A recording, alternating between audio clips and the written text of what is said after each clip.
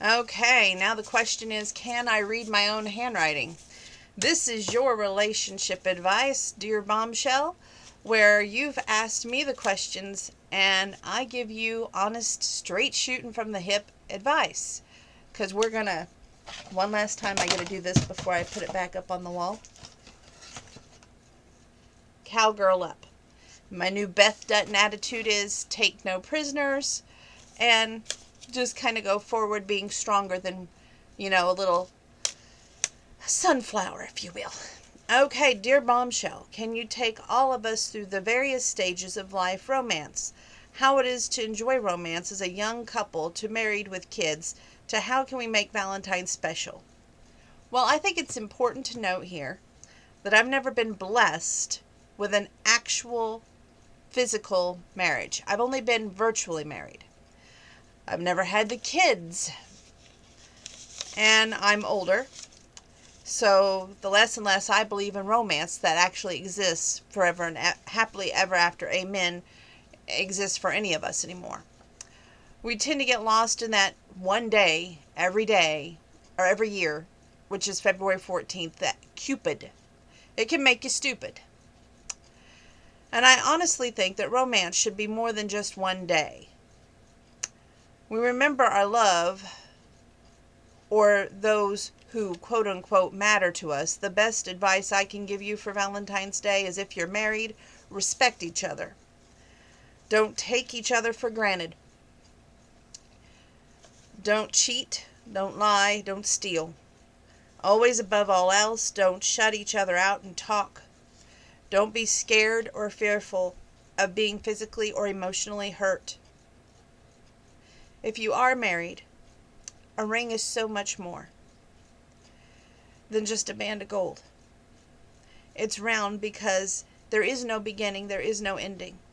It's for eternity, it's for life. It's a promise that should be kept, made without any doubt, any second guessing in your heart. And most importantly, kept with love without end, amen. If you're blessed to have kids, what a gift you have in your life. I want you to cherish each and every day that you have with them. They grow up so fast. And what you teach your kids, it's like a mirror. They learn from that reflection of what you set as an example. After all, you raise them. I believe a married couple can find time to celebrate with kids and later be together as a couple. But hey, really, what does a single bombshell girl know? Having several failed relationships. And my longest one was the long distance relationship. Guess it's easier to get along with me from a long distance area than it is right side by side. Bombshell, for a couple, what are some ideas to relight or ignite romance in a home? Well, I've got 10 ways that I want to help you. Before your spouse is up and out of bed, have the favorite drink ready to go, placed by the bedside or maybe near the coffee maker. You're going to send text messages to let each other know when you're headed to and from work, because communication is the key. I like this one. Kiss each other goodbye every morning. It doesn't have to be a romantic, long, slow kiss. It can be a simple, tender, sweet, but true kiss to the forehead. When you grocery shop, buy some favorite snacks to show them that they crossed your mind while you were away doing something that was just a task you normally do. When you talk, really listen to each other. Whether it's how the day went, if the house needs repaired, you want to take time to listen, offer opinions, and make time to give helpful suggestions. Number 6, if you do have kids, maybe give the spouse the night off from helping with the kids. Let them enjoy the time to themselves while you help out with homework. Let them go talk on the phone with a friend, maybe catch up with their parents, social media. They can do a video game. Just allow them time to have downtime. Tell your spouse how much the kids enjoy spending time with them when you're not around. make them realize how that bond has to be there. Don't be the reason the bond separates. Be the reason the bond is strong and steady. Because parents should always appreciate their children just as much as they appreciate their spouse. Arrange time to work out together, not separately, but as a unit. That forces you to have more together time, yes, but also time to make sure that, there's no devil treading in troubled water, if you will. Giving them space to find somebody else who may be skinnier, prettier, thinner, or younger than you. 9. Sports. You may know nothing about the sport that your spouse finds interest in. And my mom has often told me this. She's like, there's times when you may know nothing about the sport that you're out with this guy on a date with, but you have to show interest and show enthusiasm because you want to be encouraging, be supportive, and be involved. 10. I like this one.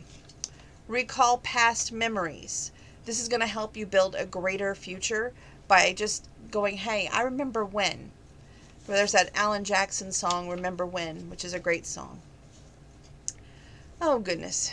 Dear Bombshell, my man has finally moved us out of the friend zone. So excited that we're planning our almost official date on Valentine's Day. Any ideas on what kind of date? Well, if I was still a hopeless romantic, which my heart is made of stone, I've been told a lot recently, but the hopeless romantic in me says bundle up and look at the stars, take some snacks, and have a low-key first date. However, I believe in showing each other your favorite spot in the city, visit to get it together, and explain why it is special to you. Gift ideas, keep it simple. Don't scare him. He just moved you from the friend zone. You don't want to go back there. Chocolates, maybe a homemade gift. I seen the neatest thing on eBay.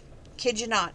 It's a Scrabble heart card where you form letters into the Scrabble heart. And it was like $4.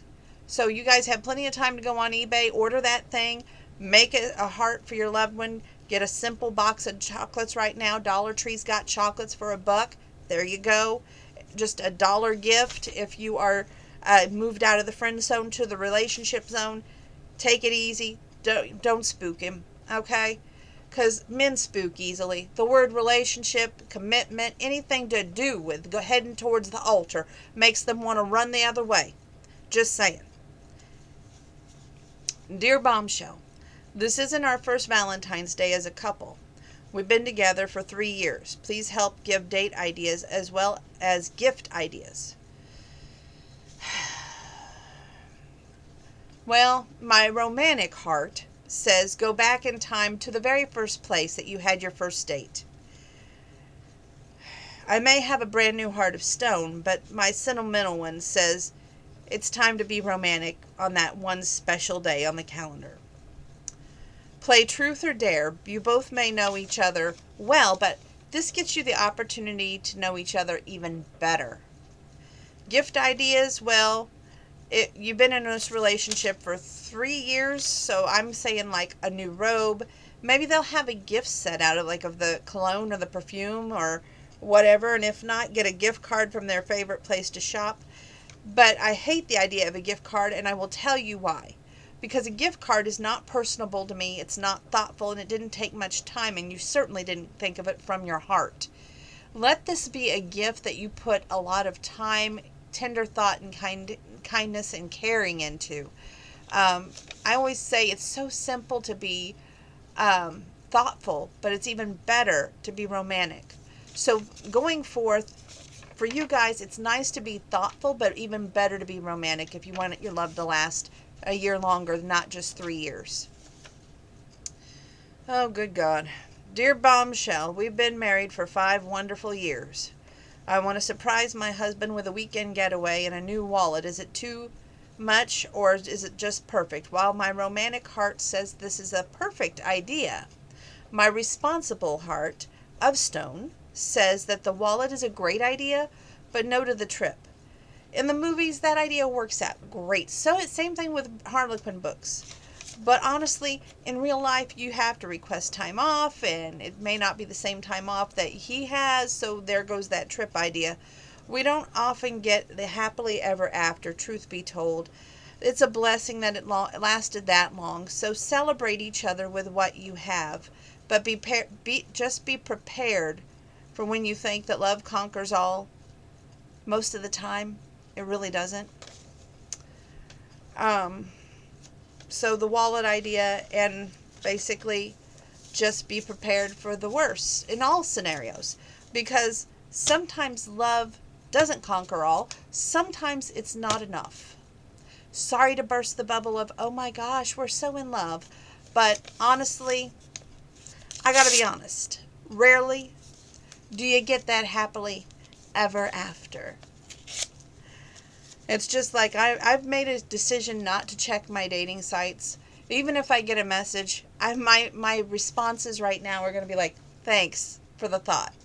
But honestly, I've got a plate full here, and it would take a man more than time and interest in me to make a difference right now, because I've heard all the sappy lines. I've heard all the, oh, you're my, light of my life, yada, yada, yada.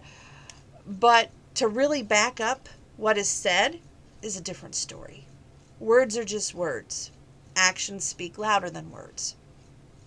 And with that, I bid you a fond farewell as I go back to watch my Yellowstone. Make sure that you're keeping your distance. You are washing your hands. When you're not washing your hands, you are using your hand sanitizer. And at all times, there is no excuse. Wear your mask. God bless. See you again soon, probably tomorrow night.